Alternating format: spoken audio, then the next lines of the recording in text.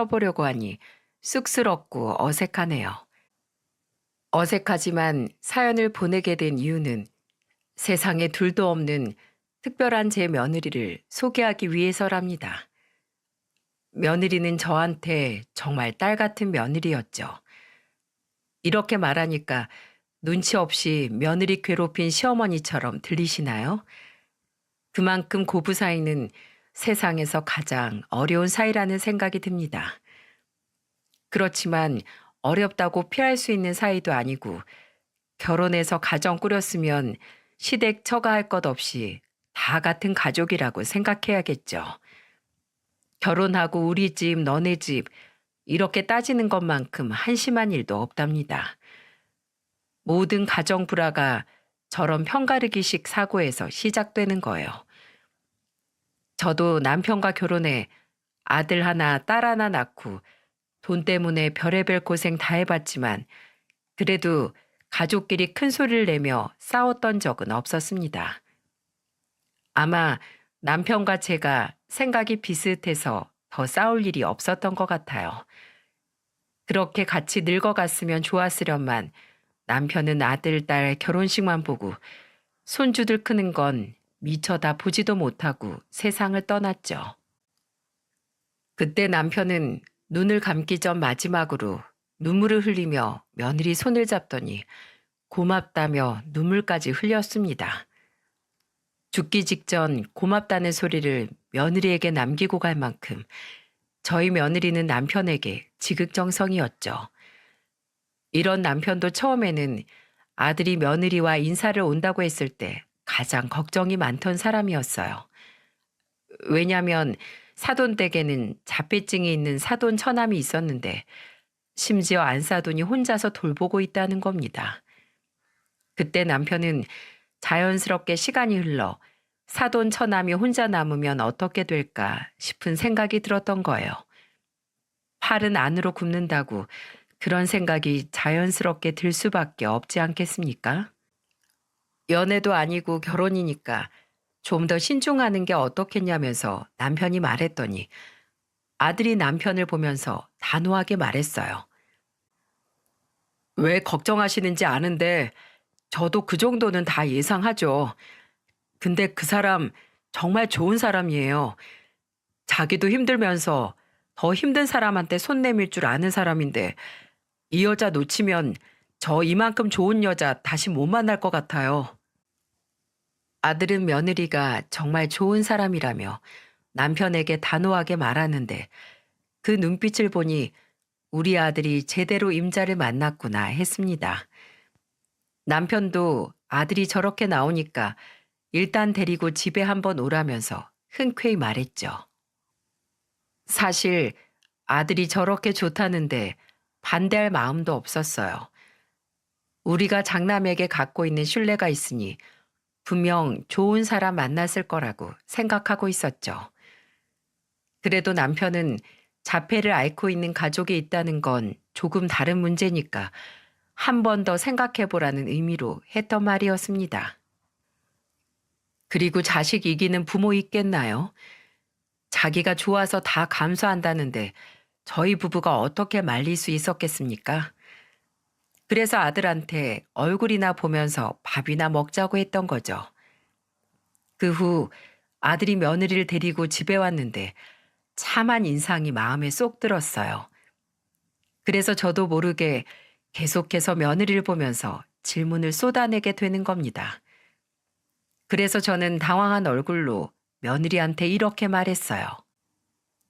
내가 주책 맞게 너무 말이 많았죠?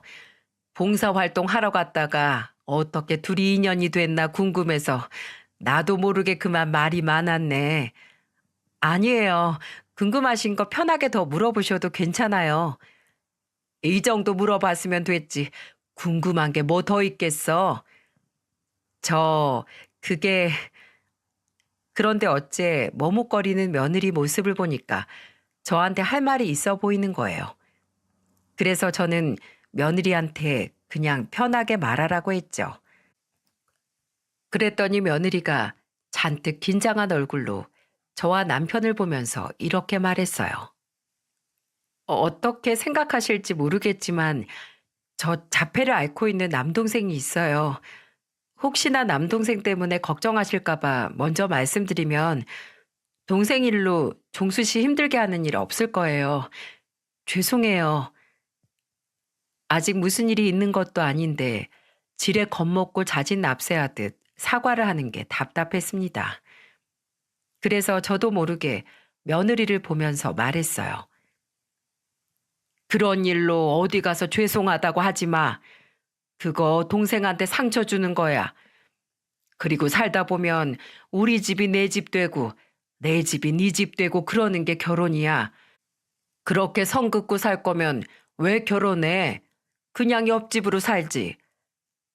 네, 어머님, 명심할게요. 아니, 나 지금 너 혼낸 거 아니야. 왜 울려고 그래? 감사해서요. 제 동생까지 좋게 봐주셔서 너무 감사해서요. 갑자기 울먹이는 며느리를 보는데 괜히 고약한 시어머니가 된 것처럼 민망하더라고요.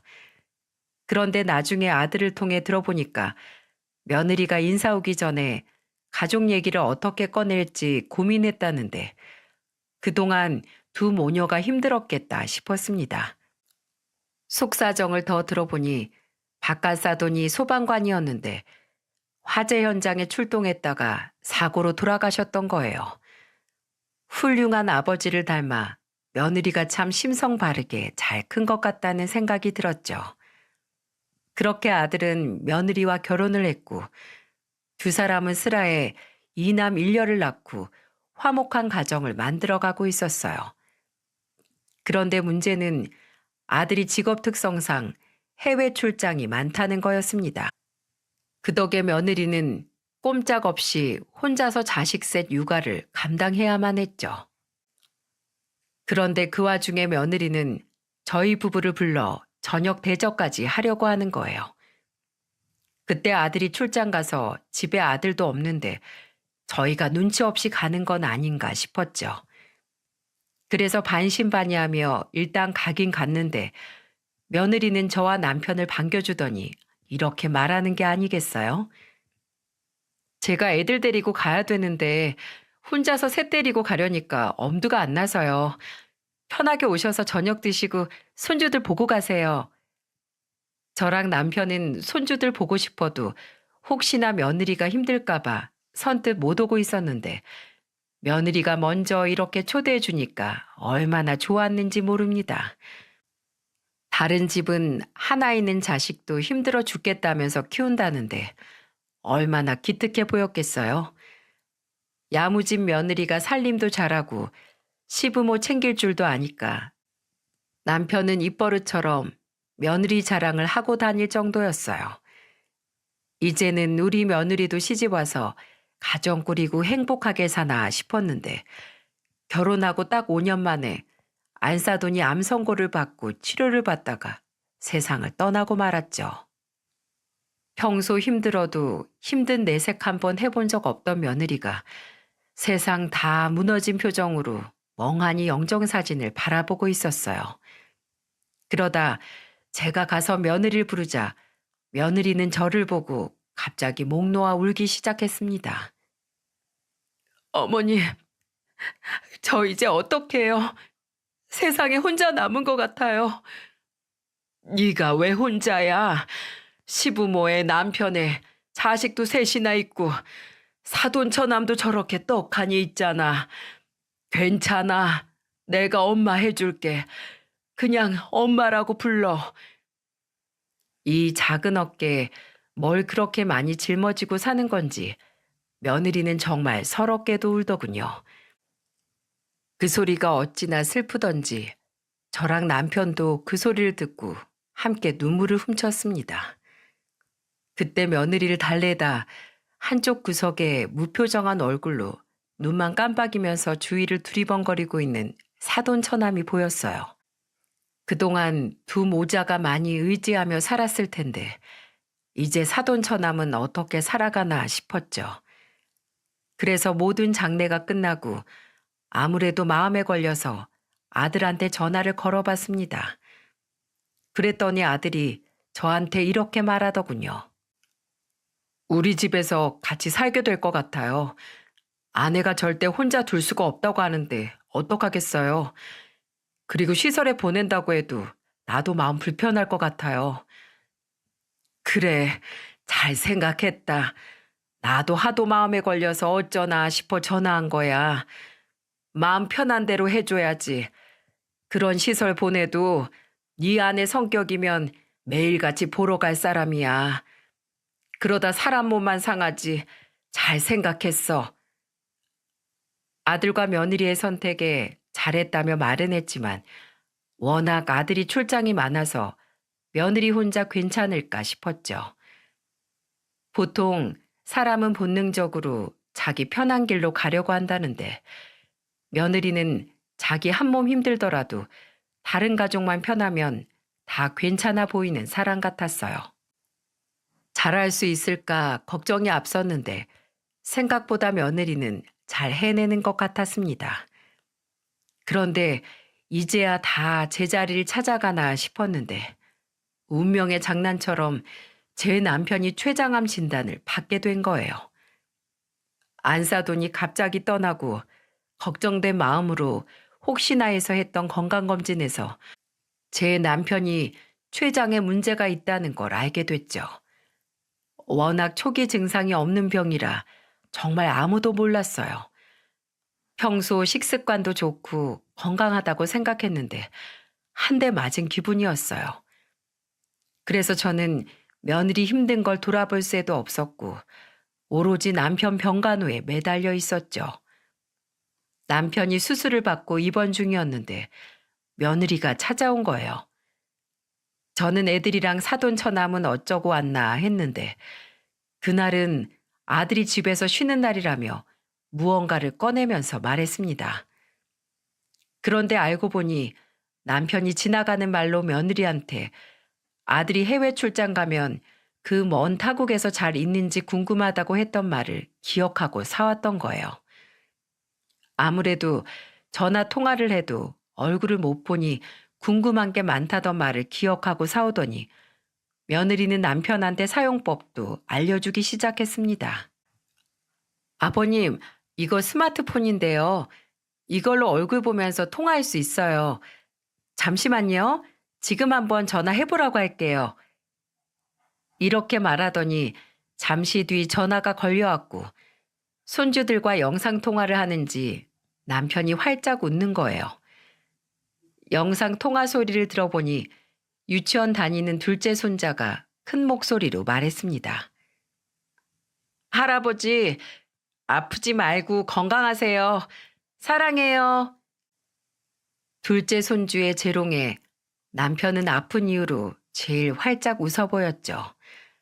오랜만에 보는 밝은 얼굴에 저는 괜히 눈물이 맺혔어요. 며느리는 그런 저를 보고 다가오더니 저를 위로해 주는데 너무 고마워서 저도 모르게 울먹이며 말했습니다. 고마워. 어떻게 저런 생각을 했어? 제가 친정엄마 먼저 떠나보내고 가장 후회된 게 뭐였는지 아세요? 그동안 왜 자주 못 봤을까? 그게 제일 후회됐어요. 전 정말 이렇게 빨리 가실 줄 몰랐어요. 그래서 아버님이 해외 출장 간 남편 궁금하다고 했을 때 얼굴이라도 보여드려야겠다 싶어서 준비했는데 좋아하셔서 다행이에요. 저는 며느리와 대화하다 참았던 눈물이 쏟아졌습니다. 그땐 며느리가 제 눈물을 닦아주면서 저를 위로해 주더군요. 딸 같은 며느리는 있을 수 없다고 하는데 저는 언제부터인가 며느리가 딸 이상으로 애틋해지기 시작했어요. 하지만 며느리의 노력에도 남편의 병세는 악화되기만 했고 결국 시간이 얼마 남지 않은 상황까지 갔습니다. 그때 남편 옆에 있어줄 사람은 저뿐이라서 거의 그때는 병원에서 먹고 자고 했습니다. 하필 그때 시집간 딸이 임신 중이라 문병 오는 것도 쉽지 않은데 자꾸 간호하겠다고 오는 거예요. 시한부 아버지 보러 오는 마음이야 알겠는데 홀몸도 아닌 애가 괜히 무리하는 거 아닌가 싶었죠. 그런데 며느리가 그때 만삭의 몸을 하고 오는 딸을 보면서 걱정 가득한 얼굴로 말했어요. 홀몸도 아닌데 병원은 왜 자꾸 와요? 혹시 잘못되실까 걱정도 되고 가만히 있을 수가 없어서요. 아가씨 이렇게 힘들게 오면 아버님도 편하게 못 쉬실 거예요. 지금 만삭이라 서 있는 것도 힘든데 자꾸 오면 어떡해요. 제가 있으니까 아가씨는 집에 가요. 무슨 일 생기면 제가 바로 전화할게요. 그렇게 말한 며느리는 정말로 남편 병간호를 돕겠다고 나서는 게 아니겠어요? 저는 며느리한테 집안일도 힘들 텐데 가보라고 했어요. 그런데 죽어도 자기가 돕겠다면서 나서는데 그 고집을 꺾을 수가 없더라고요. 남편이 병세가 악화될수록 아무래도 몸에서 냄새도 나고 수술 후부터 대소변도 가리기 어려워졌었어요. 그래서 남편은 소변줄도 차고 있었는데 며느리가 병원에 오자마자 혼자서 척척 오줌통도 비우고 오는 게 아니겠어요? 진짜 친자식도 저렇게 하는지 못 봤던 것 같아요.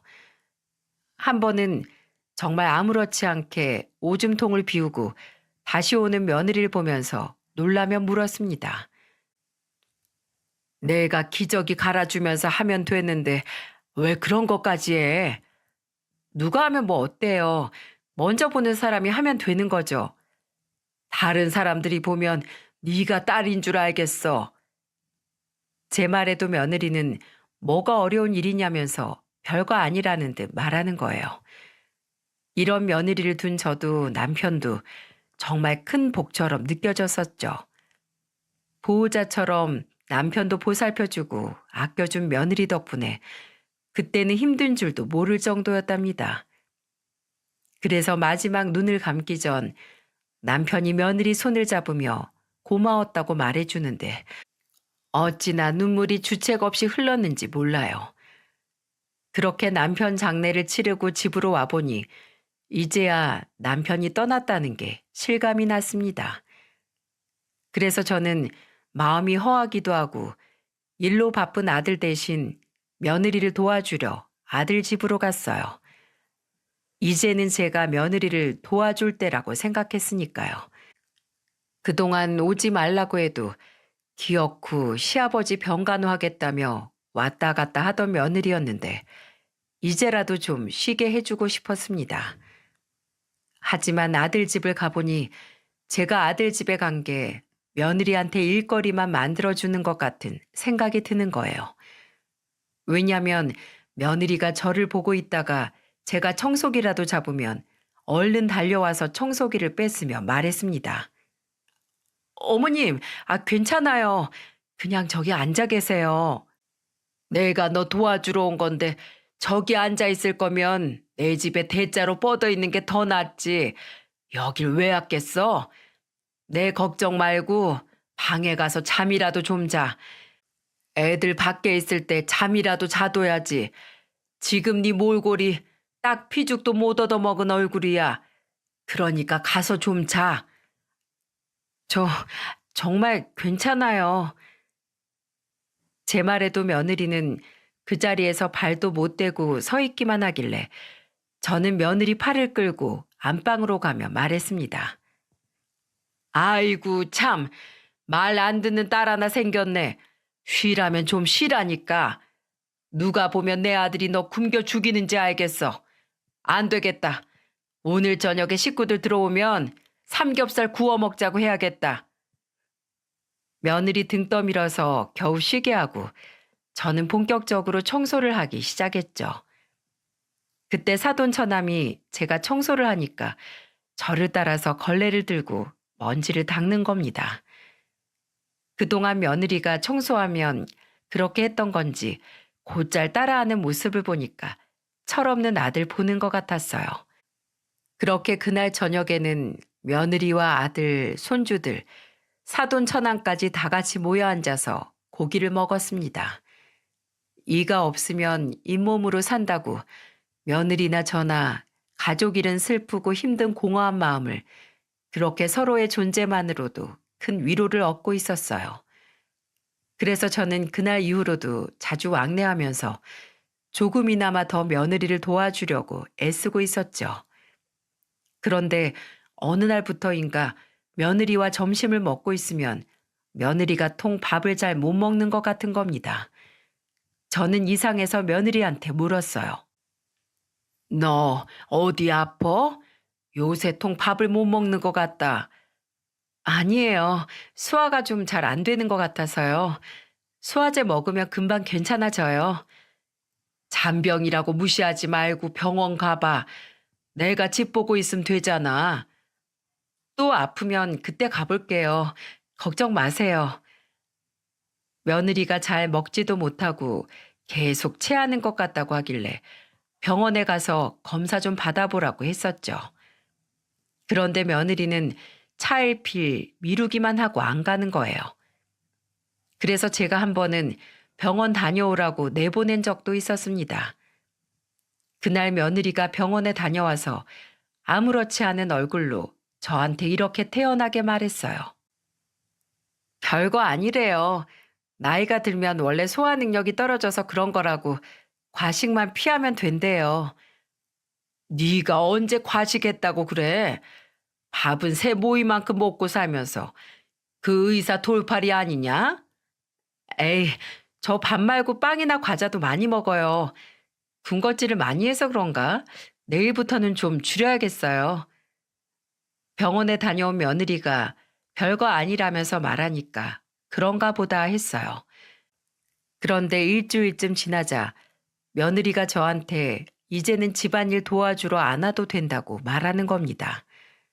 그래서 저는 할 일도 없고 혼자 있어봐야 적적하기만 해서 오는 거라며 부담 갖지 말라고 했어요. 그런데 며느리가 평소에는 본 적 없는 단호한 표정으로 제게 말했어요.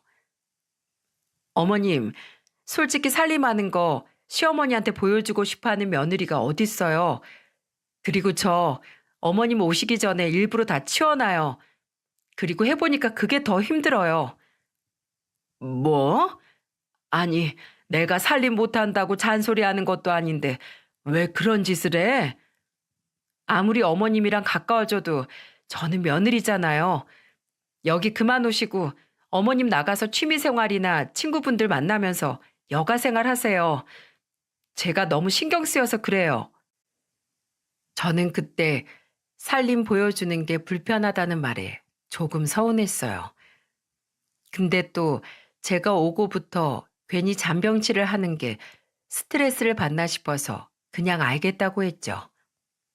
근데 그날 며느리가 저와 점심을 먹고 난 뒤 서랍에서 무언가를 꺼내더니 다시 황급히 숨기는 모습이 눈에 들어왔습니다.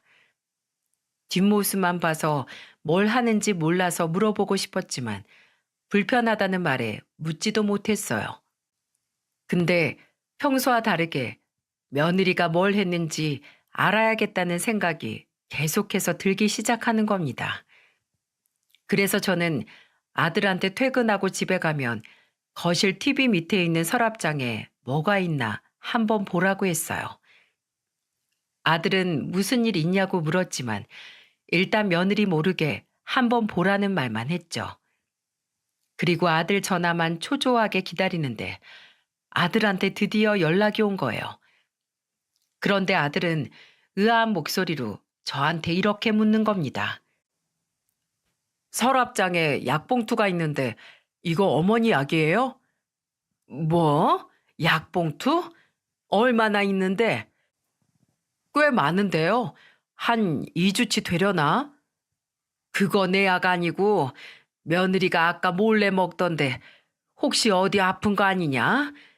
저번에 소화가 안 된다고 병원 다녀오긴 했는데 그땐 괜찮다고 했거든. 아내가 먹던 약이라고요? 제가 한번 물어볼게요. 저는 아들과 통화를 하고 불안한 마음이 들었어요. 그래서 아들이 물어보겠다는 말을 끝으로 초조한 마음으로 기다렸죠. 그런데 아들은 며느리와 얘기를 해봐도 그저 감기약이라고만 하고 별다른 말은 없었다는 거예요. 그때는 무슨 촉이었는지 왠지 불안한 마음에 아들한테 이렇게 말했습니다. 혹시 모르니까 너 한국에 있는 동안 며느리 좀 네가 잘 챙겨라. 혼자 얼마나 고생을 하면 소화불량에 감기에 아주 잔병치레를 달고 사네. 걱정 마세요. 제가 데리고 가서 건강검진도 한번 받아보라고 할게요. 그래, 그게 좋겠다. 네가 가자고 하면 걔도 갈 거야. 가서 아픈 곳 없는지 잘 보고 와. 걱정했는데 아들이 며느리를 데리고 같이 병원에 간다니까 안심했어요. 제가 매일 보면 밥이라도 챙기면서 도와줄 텐데 걱정이었죠. 저는 그때 집에서 노는 것도 지겹고 용돈 벌어서 손주들 용돈 줄 생각에 건물 청소 일을 다닐 때였습니다. 그래서 그 이후로 아들 집은 자주 갈 시간이 없었어요. 그런데 어느 날 아들한테 걱정 가득한 전화가 걸려왔는데 며느리가 자꾸 코피를 흘린다고 말하는데 걱정이 앞섰습니다. 그러면서 아들은 저한테 조심스럽게 물었어요. 다른 게 아니고 아내가 또 코피를 흘리던데 보약이라도 지어주면 좋아질까요? 코피? 아니 걔가 왜 코피를 흘려? 저번에 검진은 다녀왔어?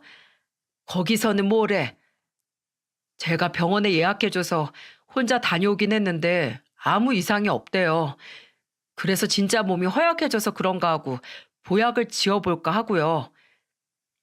건강검진을 다녀왔는데도 아무 이상이 없다고 하니까 아들은 보약이라도 지어보려는 생각이었어요. 우선 병원에서 아무 증상이 없다니까 저도 아들한테 돈 보내주겠다고 유명한 한약방 가서 약 좀 지어 먹이라고 했습니다. 그래서 정말 아들은 보약을 지어다 줬다면서 제게 말까지 했죠. 그때 걱정되는 마음에 며느리를 찾아갔더니 며느리는 애들 셋이 전부 새학기라 챙길 게 많아서 피곤했다면서 말하는 겁니다. 그래도 정말 혹시나 하는 마음에 며느리를 보면서 말했어요. 병원을 바꿔서 검진을 한 번 더 받아보는 건 어때? 요즘 건강검진 병원 두 군데서 받는 사람들 많다던데. 에이, 어머님, 진짜 괜찮아요. 병원에서도 멀쩡하다잖아요. 그리고 어머님이 저 보약 지어주라고 돈 보내주셨다면서요. 그 보약 먹고 지금 힘이 넘쳐요. 정말 걱정 마세요. 애들 두고 제가 어떻게 아파요. 그래도 힘들면 나한테 꼭 말해. 몸 너무 축내지 말고. 네, 걱정 마세요. 저 튼튼해요. 저는 씩씩하게 웃으며 말하는 며느리를 보자 그제야 안심이 됐어요. 보약 먹고 기운이 난다면서 제 앞에서 뛰는 신유까지 하는 걸 보니 정말 피곤했던 건가 싶었죠. 그 후 저는 청소 일을 다니면서 집이랑 건물만 다니며 일만 하고 지냈습니다. 보약 찍고 난 후로는 며느리가 또 코피가 난다거나 힘이 없어 보인다는 말도 없어서 잘 지내고 있겠거니 했죠. 그런데 며칠 뒤 새벽 3시에 문자 오는 소리가 들리는데 평소 같으면 무시했겠지만 그날따라 꼭 그 문자를 꼭 확인해 봐야 할 것만 같은 기분이 드는 겁니다. 그 새벽에 문자 보낼 사람이 없는데 누군가 싶어 보니까 아들이었죠. 문자를 확인하려고 눌러봤는데 의미심장한 문자에 잠이 확 깰 정도로 놀랐습니다. 아들이 보낸 문자는 이런 내용이었어요. 어머니, 이 못난 아들 찾지 마세요. 새벽 3시에 아들의 이런 문자를 받고 제가 안 놀랄 수 있었겠습니까? 그래서 바로 아들한테 전화를 했어요. 그런데 아무리 전화를 걸어도 신호음은 가는데 전화를 안 받는 겁니다. 받을 때까지 할 작정으로 계속해서 전화를 걸자 아들한테 또 문자가 왔어요. 어머니, 지금 늦었으니까 내일 연락하겠습니다. 그래서 저는 급한 마음에 신발도 거꾸로 신고 아들 집으로 달려갔어요. 가는 동안 심장은 제 멋대로 뛰는 것만 같았어요. 그렇게 정신없이 달려 아들 집에 도착했고 저는 떨리는 마음으로 초인종을 눌렀어요. 띵동. 그런데 잠시 뒤 정말 생전 처음 보는 낯선 여자가 문을 여는 게 아니겠어요? 제가 층을 착각했나 싶어 현관에 붙은 호수를 보니 분명 아들 집이 맞았어요. 그래서 저는 낯선 여자를 보며 물었습니다. 여기 김종수 집 아닌가요? 뭡니까? 저희 여기 일주일 전에 이사 왔어요. 그런 사람 여기 없어요. 퉁명스러운 말을 하고 문을 닫아버린 낯선 여자의 말에 저는 그 자리에서 다리에 힘이 풀려 주저앉아 버렸어요. 분명 여기가 아들 집인데 그런 사람이 없다는 말에 이게 무슨 일인가 싶었어요. 그리고 아들 부부한테 무슨 일이 벌어지고 있는 건지 겁이 나기 시작했고요. 그래서 저는 아들한테 또 전화를 걸었고 여전히 아들은 제 전화를 받지 않았어요. 더 이상 참을 수 없던 저는 아들한테 문자를 보냈습니다. 엄마한테 바로 연락해. 지금 전화 안 하면 나 경찰에 실종 신고할 거야. 그러니까 바로 연락 줘. 협박에 가까운 문자를 보내고 나니까 아들한테 바로 전화가 왔어요. 저는 아들 전화를 받자마자 화를 내며 말했습니다. 너 지금 엄마랑 뭐 하자는 거야? 이사를 가면 간다 말을 하고 가야지. 그렇게 찾지 말라고 문자 하나 딸랑 남기면 내가 너 못 찾을 것 같아? 엄마, 죄송해요. 전 아들 자격도 없고 아빠, 남편 다 자격 없어요. 세상에서 제일 한심한 놈이에요. 다짜고짜 그렇게 말하면 어쩌자는 거야? 무슨 일 있는지 지금 말해. 안 그러면 나 정말 경찰서 지금 당장 갈 거야. 저는 아들한테 사실대로 말하라고 악을 쓰며 화를 냈어요. 그러자 아들은 머뭇거리더니 그제야 무슨 일이 있었는지 털어놓기 시작했습니다. 그리고 아들의 말에 저는 길바닥에서 창피한지도 모르고 한참을 목 놓아 울 수밖에 없었죠. 그때 아들이 저한테 들려준 충격적인 사실은 천사 같은 며느리가 시한부라는 사실이었어요. 청천벽력 같은 사실에 저는 큰 충격을 받고 제대로 서 있을 수가 없었습니다. 한 달 전 아들은 출장에서 돌아와 집에 며느리와 둘이 있었는데 그때 며느리가 배를 잡고 아파하더니 정신을 잃고 쓰러졌다는 거예요.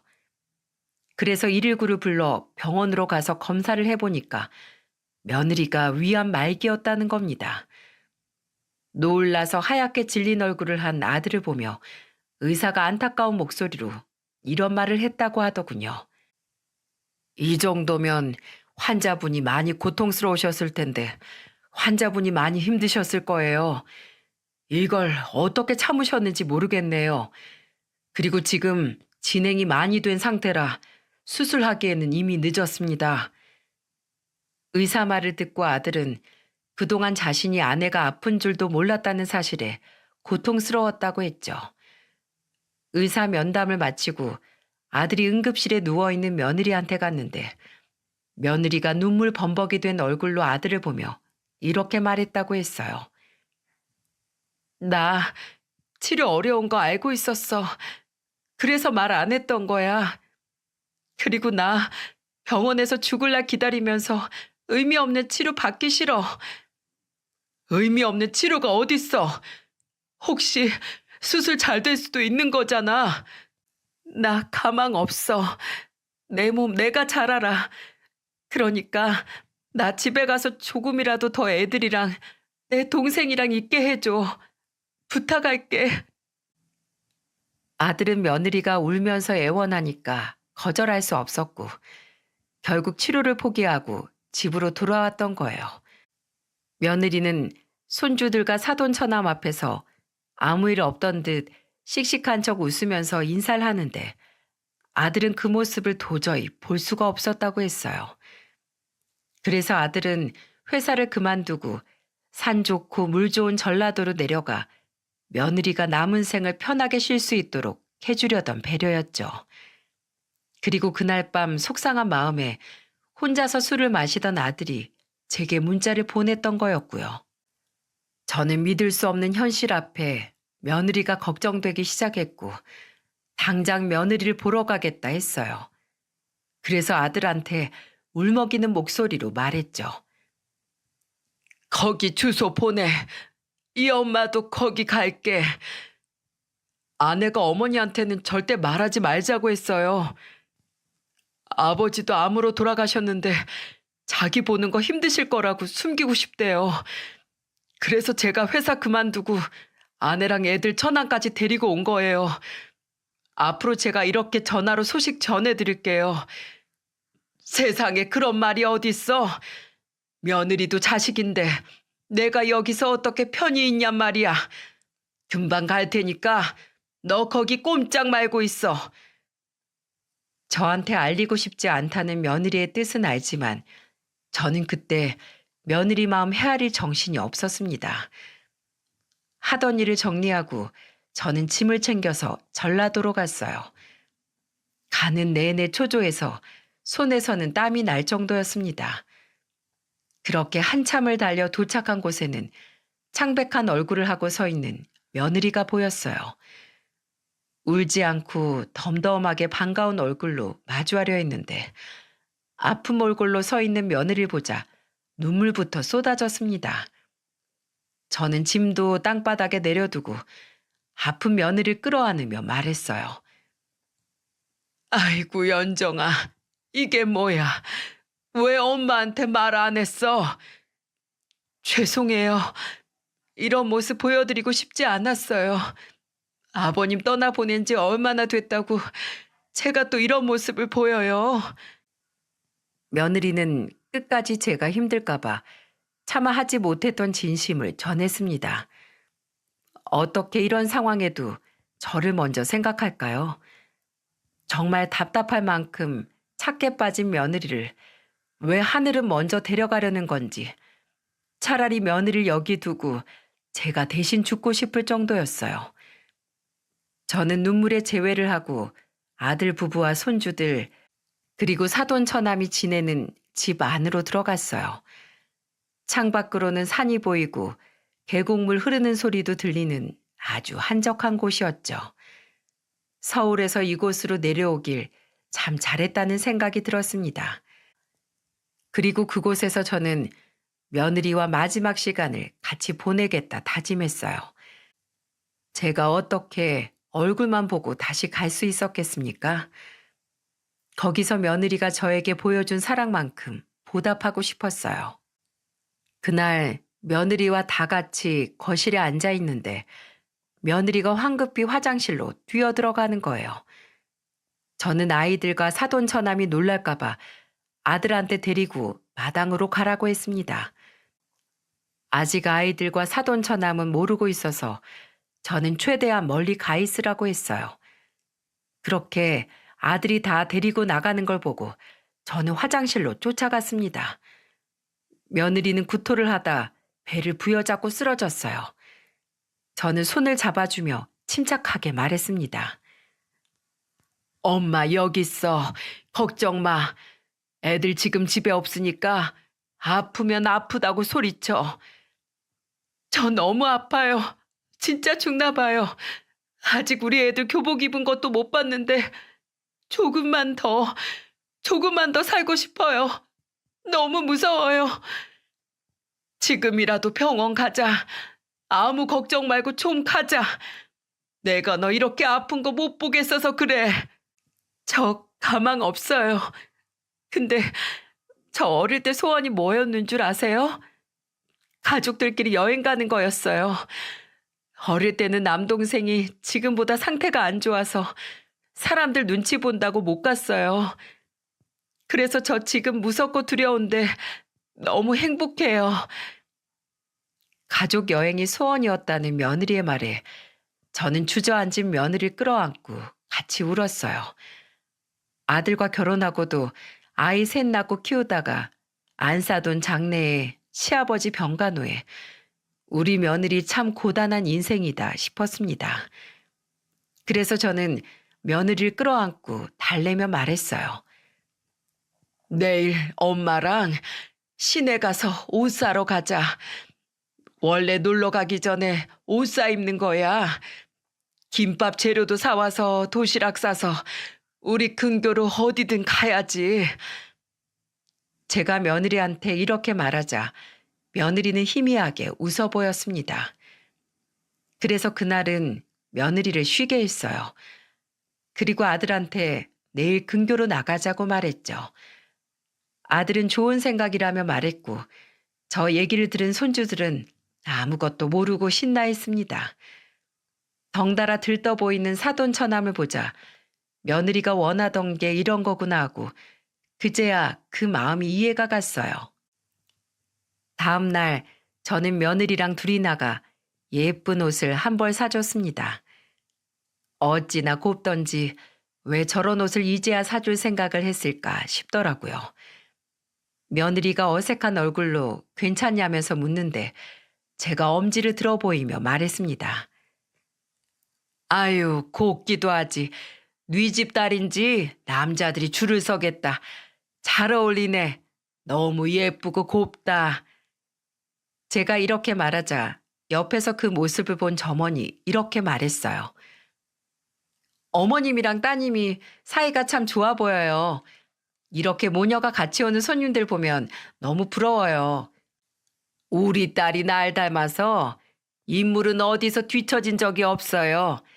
내가 아들, 딸 다 키워봤는데 아들 소용없어요. 딸이 최고예요. 너무 좋으시겠어요. 옷가게 사장한테 제가 호들갑을 떨며 말하자 며느리는 그 모습을 보고 웃고 있는 거예요. 예쁜 원피스를 입고 소녀처럼 수줍게 웃는 며느리를 보는데 선녀가 따로 없었습니다. 그래서 그랬는지 정말 저렇게 입고 금세 하늘로 사라질 것만 같았죠. 그래도 며느리 소원 성취하는 날인데 울지 말자 다짐하고 며느리와 김밥 재료를 사서 집으로 갔습니다. 정성을 다해 김밥을 만들고 애들을 챙기기 바빴어요. 그리고 근교로 1박 2일 가는 여행이라서 짐가방에 다른 건 몰라도 며느리 약이 있는지 수십 번도 더 확인했죠. 설렘 반 두려움 반으로 떠난 소풍에 며느리는 오랜만에 근심을 잊고 활짝 웃고 있었어요. 정말 웃고 있는데 왜 저는 주책맞게 눈물이 고이려고 했는지 몰라요. 분위기 깨질까봐 저는 얼른 눈물을 닦았습니다. 그리고 도착한 펜션에는 문을 열면 바다가 보이는 아주 근사한 곳이더라고요. 오고 가는 사람도 별로 없어서 아픈 며느리와 쉬어가기 딱이었죠. 일부러 돗자리를 챙겨 나와 모래사장에 돗자리를 깔고 김밥을 먹었어요. 딱 이맘때 선선한 날씨라 그런지 손주들 이리저리 뛰어놀기 딱 좋았답니다. 며느리는 즐거워하는 손주들을 한참을 바라보다가 걷고 싶다면서 일어났어요. 저는 며느리와 같이 걷고 오겠다면서 따라 걸었고요. 제가 오는 걸 보고 며느리는 저한테 이런 말을 하더군요. 어머님, 정말 감사해요. 저는 제 인생에 복이 없는 줄 알았는데 어머님 덕분에 너무 좋았던 것 같아요. 내가 해준 게 뭐가 있어? 없는 집으로 시집 와서 고생은 네가 다 했잖아. 그런 거 없어요. 어머님 덕분에 저 진짜 잘 살았어요. 정말 엄마라고 불러도 괜찮을까요? 그래, 엄마라고 불러. 내가 네 엄마야. 그러니까 여기 있는 동안 나한테 투정도 부리고 이거 해달라 저거 해달라 귀찮게 해. 그때 한동안 며느리와 바다를 걷다가 저를 엄마라 부르는 며느리를 보면서 흐뭇했어요. 그리고 바다에 서 있는 며느리가 너무 예뻐서 휴대폰을 꺼내 사진도 찍었습니다. 제가 사진을 찍자 며느리는 저한테 와서 이렇게 말했어요. 엄마, 우리 같이 사진 찍어요. 저는 그때 며느리와 같이 사진도 찍고 참 행복했던 기억이 납니다. 하지만 그렇게 잠시 떠난 여행에도 며느리는 통증을 호소하며 아파했어요. 아직 아무것도 모르는 아이들이 놀랄 것 같아 아들이 며느리를 부축해서 먼저 숙소로 들어갔죠. 그리고 어느 정도 시간이 지나 들어가 보니 며느리는 세상 모르게 자고 있었어요. 그때 먹던 약이 마약성 진통제라 그런지 약을 먹으면 금세 괜찮아져 잠에 들어 있었죠. 그리고 그날 밤 아들은 손주들과 사돈 처남한테 며느리가 아프다고 사실을 말해줬습니다. 갑자기 며느리가 떠나면 충격이 클 것 같아 그날 미리 말했던 거예요. 손자 둘과 손녀는 초등학생이었는데 사실을 듣고는 울기 시작했습니다. 사돈 처남도 눈물을 흘리는 모습을 보고 아들은 침착하게 달래듯 말했어요. 엄마는 끝까지 웃으면서 안녕하고 싶어 해. 그러니까 우리가 엄마 도와주자. 그동안 엄마가 너희들 학교 가는 거, 숙제하는 거, 밥 먹는 거 다 도와줬잖아. 이젠 우리가 엄마 마음 편하게 도와주는 거야. 알았지? 아들의 말에 손주들은 울음을 그치고 이제 엄마를 도와주자고 하니까 그제야 눈물을 닦으며 각자 어지른 짐을 정리하는 겁니다. 사돈 처남도 손주들 뒤를 쫓으며 짐 정리를 하는데 어찌나 가슴이 먹먹했는지 몰라요. 그렇게 같이 지낸 시간이 무려 4개월이나 지나 있었어요. 그리고 정말 꿈만 같이 며느리는 세상을 떠나고 말았어요. 병원으로 옮겨지는 와중에도 온 식구들이 오열을 했고 아들은 울다가 쓰러져 응급처치를 받기도 했습니다. 며느리가 떠난 슬픔에 하늘이 무너지는 것 같았어요. 이제 더 흘릴 눈물도 없다 생각했는데 또 흐르는 눈물을 보니 이게 다 꿈이 아니고 현실이라는 걸 깨달았죠. 통곡으로 지낸 장례식이 끝나고 며느리를 납골당에 안치했습니다. 그때까지 좀처럼 며느리가 떠났다는 사실이 실감이 나질 않았죠. 그리고 유품을 정리하는데 아들이 제게 며느리 휴대폰을 건네는 거예요. 그리고 한 영상을 보여주는데 저는 한동안 눈물로 밤을 지샜습니다. 제가 지금도 소중히 간직하는 그 영상 속에는 며느리가 마지막으로 저에게 남긴 영상 편지가 있었어요. 엄마, 놀라셨죠? 저예요, 연정이. 사는 동안 가족은 저를 힘들게 하는 존재라고 생각했는데 엄마 덕분에 가족이 참 애틋해졌어요. 모르셨죠? 항상 동생한테 밀려서 엄마 사랑이라는 걸 잘 모르고 컸는데 저 결혼하고 엄마 덕분에 아, 이런 게 엄마 마음이구나 알게 된 것 같아요. 우리 다음 생에도 꼭 가족으로 만나요. 이번 생에 못한 효도 꼭 제가 다 보답할게요. 그러니까 건강하게 잘 계셔야 해요. 그리고 마지막으로 엄마 진심으로 사랑해요.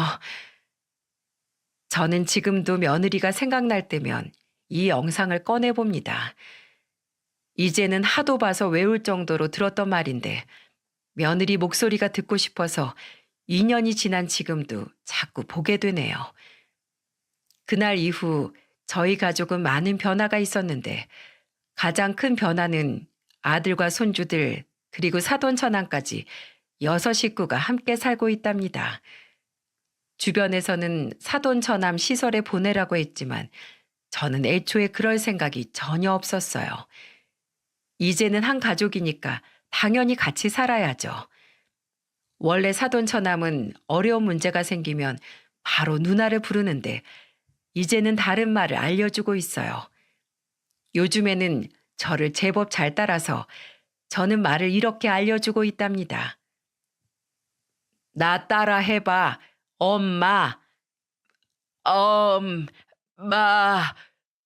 옳지. 그래. 앞으로 하다가 안 되는 건 엄마 부르는 거야. 누나가 아니고 엄마. 엄마. 도움 주셔서 감사합니다. 어눌하지만 따라하려고 노력하는 사돈처남을 보니까 뿌듯했죠.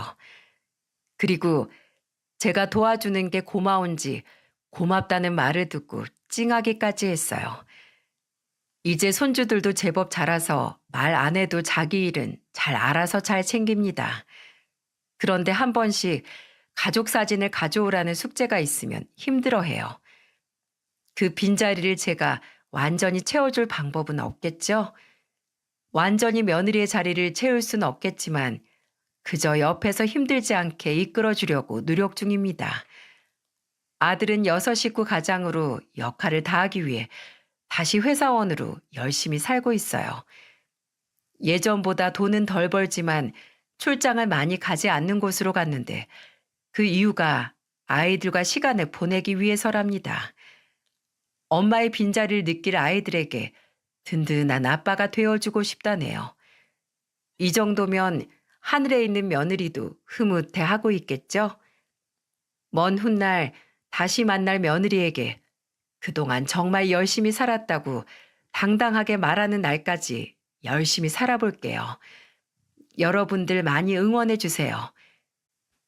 이렇게 맑은 날 슬픈 사연 들어주셔서 정말 감사합니다.